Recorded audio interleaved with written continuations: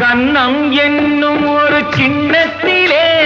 கறந்த பால் இருக்கும் வண்ணத்திலே கரும்பு சாறு கொண்டு வருவாயோ கிளியே கொஞ்சம்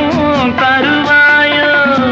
கேட்டு தருவது சரிதானா கிளியின் சொந்தம் என்னதுதானா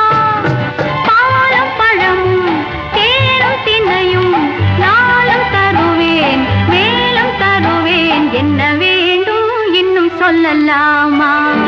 விழியே விழியே உனக்கென்ன வேலை விருந்துக்கு வரவா நாளைக்கு மாலை தூது சொல்லடி மெதுவாக நீ தூது சொல்லடி மெதுவாக